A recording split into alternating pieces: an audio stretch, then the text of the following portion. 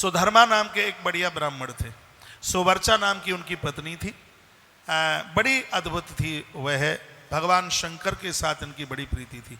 संतान तो कोई थी नहीं।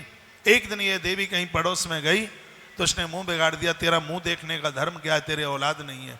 बेचारी रोती रोती अपने पति के पास आई। सुधर्मा उसके पति के पास में आई और रोने लगी। पूछा पति ने क्या हुआ, तो जवाब दिया कि मेरे संतान नहीं है, मेरा अपमान हुआ है।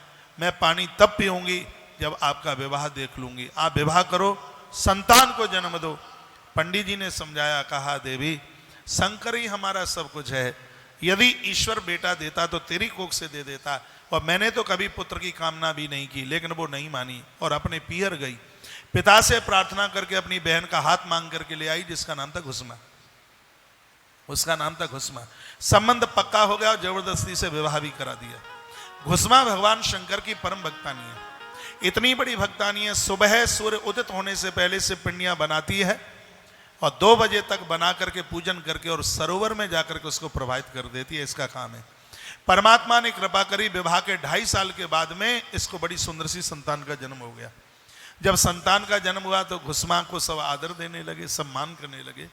इससे वो देवी जो उसकी ज्येष्ठ बहन थी वो उससे जलने लगी और सोचने लगी कि ये तो मैंने बहुत गड़बड़ कर दिया पति का दूसरा विवाह करके, और वो बहुत ज्यादा कुढ़ने लगी।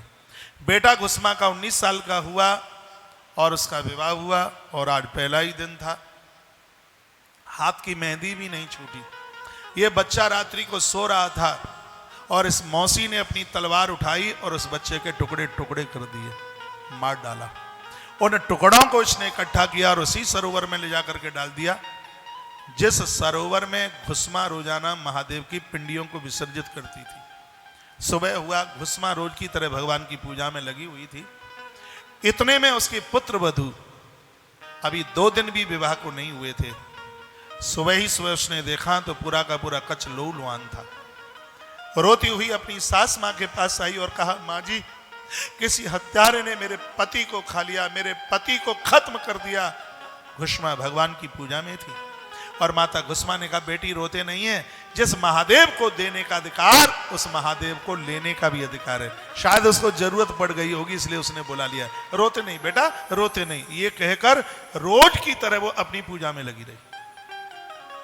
2 बजे रोज की तरह विसर्जन करने के लिए सरोवर के किनारे गई और उसने जैसे ही विसर्जन किया, लौट रही थी तो उसका वो मरा हुआ बच्चा सरोवर में से निकला और दौड़ कर कहने लगा, मां मां मां। घुसमा ने पीछे मुड़ के देखा, ना मरने का दुख था ना जिंदे की उसको कोई ऐसी विशेष प्रसन्नता नहीं थी। उसने ये जरूर पूछा, बेटा मौसी ने तुम्हें मार डाला, तुम जिंदे कैसे हो? तो उस बेटे ने कहा, मौसी तलवार का प्रहार कर रही थी, एक सांप वाला बाबा हर प्रहार को अपने हाथ के ऊपर झेल रहा था। जब इतना कहा तब घुसमा रो पड़ी, कहने लगी, हे प्रभु मैं समझ गई हूं आप अनाथों के नाथ हैं। आप है तो सब कुछ है, आप नहीं है तो कुछ भी नहीं है। माता घुसमा के आंख के आंसू से जल में गिरे और शीघ्र ही वहां भगवान महादेव प्रकट हो गए, भगवान शंकर शिव प्रकट हो गए। भगवान शंकर के चरणों में घुसमा ने प्रणाम किया। प्रभु ने उठाकर घुसमा को अंक से लगाया, कहा, बेटी तू मेरी बेटी है, तुझे क्या चाहिए मांग ले। घुसमा कहने लगी, प्रभु आपकी कृपा है, आप भक्तों के लिए क्या क्या आप कष्ट झेलते हैं, बयानित नहीं किया जा सकता। यदि आप मुझे दे सकते हैं तो मेरी मांग इतनी सी है, मेरी बहन ने नर हत्या की, उसको उसका पाप जरूर लगा होगा, आप मेरे ऊपर प्रसन्न हैं तो आप मेरी बहन को इस नर हत्या के पाप से मुक्त कर दो। शंकर जी मुस्कुराए और भगवान भोलेनाथ ने कहा, मैंने उसको मुक्त कर दिया, अब मैं चलूं? तब घुसमा ने कहा, प्रभु नहीं, जिस प्रकार से आपने मेरे पुत्र को बचाया, मेरे परिवार को आपने बचा दिया, जगत के बच्चों की रक्षा करने के लिए आप इसी धरती पर बैठ जाओ और जो आपका दर्शन करे उस माता पिता के बच्चों की उम्र दिन दूनी रात्रि चौगने के रूप में उभरे, आशीर्वाद मुझे दे दो। भगवान ने कहा, ऐसा ही होगा। महादेव ने कहा, मेरा नाम क्या होगा? उसी समय ब्रह्मा जी प्रकट हो गए। ब्रह्मा जी ने कहा आपका नाम मैं रखूंगा। इस देवी का नाम है घुष्मा, इसके लिए आप ईश्वर बनकर के प्रकट हुए हो तो लोग आपको भगवान घुष्मेश्वर के नाम से जानेंगे। यहाँ मराठी में तो घृष्णेश्वर क्या कह देते हैं, असली नाम है घुष्मेश्वर, जो शिव महापुराण में वर्णन है। तो ऐसे भगवान घुष्मेश्वर नाथ की भूमि पर हम और आप बैठे हैं, जिनके दर्शन करने से बच्चों की उम्र बढ़ती है, आयु बढ़ती है। उनके प्रति आप श्रद्धा रखिएगा।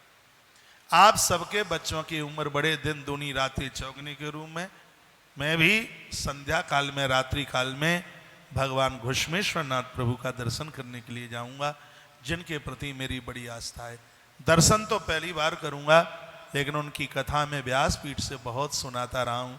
उनकी बहुत बड़ी कृपा है। आज मैं औरंगाबाद में बैठा हूँ तो भगवान घुष्मेश्वर नाथ प्रभु की कृपा से बैठा हूँ। इनके